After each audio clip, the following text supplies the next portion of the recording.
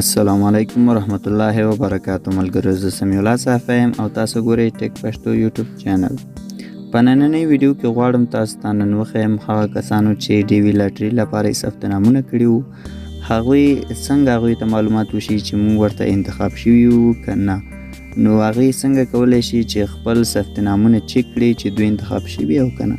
راځم دغه طریقه تاسو ته ښیم. مخکې له دې چې دغه طریقه تاسو ته وښیم، که چېرته تاسو زموږ چینل ته نوي راغلی یاست او زموږ چینل مو نوي سبسکرایب کړی، نو مهرباني وکړئ زموږ چینل سبسکرایب کړئ، د زنګ علامې باندې کلیک وکړئ او ال انتخاب کړئ. راځم تاسو ته د ډي وي لاټري د چک کولو مکمله طریقه ښیمه، د الف نه تر یې پورې.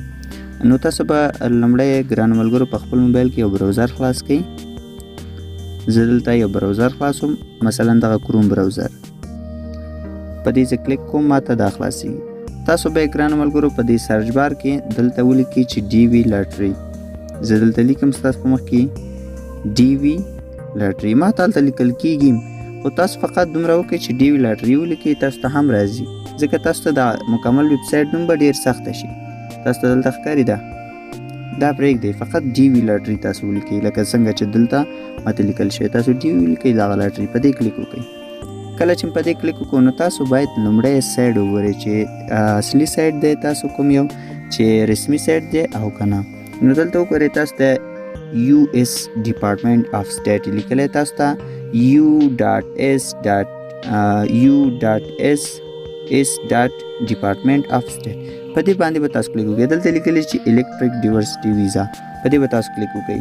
نو دا بالکل د امریکا رسمي صفحه ده د ډي وي لاټري. تاسو به بېښکته راشئ، دلته به چک سټیټس باندې به کلیک وکړئ. کله چې په چک سټیټس کلیک وکړو نو تاسو ته دلته یو بل راځي، بله صفحه راځي، بیا په کنټینیو باندې کلیک وکړئ. کله چې په کنټینیو کلیک وکړو نو تاسو ته داسې یو صفحه راځي. په داسې صفحه کې چې کله تاسو ثبت نام کړی وي، تاسو د چا ثبت نام کړی یا تاسو خپله کړی وي، هلته تاسو ته یو فورم درکوي ګرانو ملګرو، یا سکرین شاټ مو اخیستی وي هغه فورم نه، یا هغه فورم تاسو سره وي، هغې کې کنفرمیشن نمبر وي.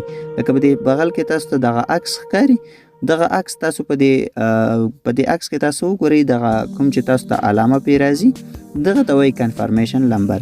دغه کنفرمیشن نمبر به تاسو په دې لومړۍ خانه کې ولیکئ د اغېزې څخه.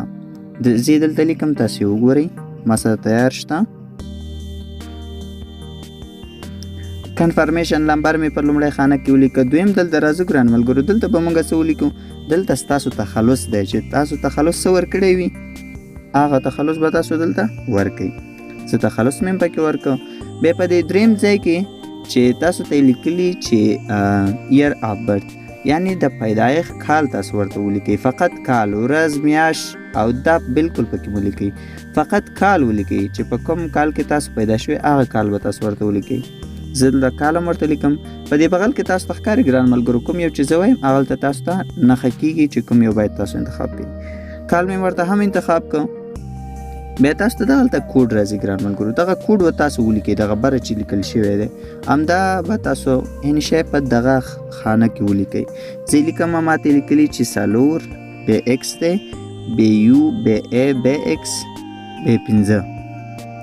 دا چې کله ولیکه بیا به سبمیټ باندې تاسو کلیک وکړئ. دلته دا سبمیټ کله چې په دې کلیک وکړو تاسو ته بیا دغسې صفحه راځي. که چېرته تاسو انتخاب شوي یاستئ نو تاسو ته بیا دغه کوم چې تاسو ته دغه ورقه ښکاري، دا کوم علامه چې ورسره راځي، نو تاسو ته داسې صفحه ښکاري. که چېرته انتخاب شوي یاست او که انتخاب شوي نه یاستئ نو تاسو ته بیا دغسې یو صفحه راځي او تاسو ته دلته لیکلي چې has not been selected. صحیح ده؟ یعنی تاسو انتخاب شوي نه یاستئ په ډي وي لاټري کې. که چېرته تاسو انتخاب شوي یاستئ تاسو ته هغه بل قسم فورم راځي. نو هغه فورم چې کله راغی نو تاسو خپل باقي نور مراحل طی کوئ.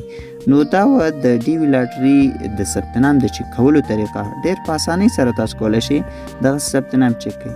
بله خبره دا ده چې باید ستاسو انټرنیټ تیز وي. که چېرته ستاسو انټرنیټ سست وي نو تاسو ته ستونزه جوړوي دلته، یا ستاسو د چک کولو کې هلته چک کېږي نه، یا تاسو ته داسې صفحه نه راځي. نو داسې صفحه چې تاسو ته رانغی، کیدای شي ستاسو انټرنیټ مشکل وي یا ستاسو سیګنل ضعیف وي. نو کوشش کوئ ستاسو نیټ باید تیز وي. په اسانۍ سره په 1 دقیقه کې تاسو کولی شئ چک کړئ. دا به د چک کولو طریقه. که تاسو هر مشکل پوښتنه یا غوښتنه لرئ موږ ته د کمنټ په برخه کې ولیکئ. موږ تاسو ته په 40 ساعتو کې دننه حتما جواب درکو. زموږ نننۍ ویډیو همدومره ګران ملګرو. تر بل ویډیو چې بیا هم ستاسو په چوپړ کې حاضر کېږم ماته اجازه راکړئ. د الله په امان.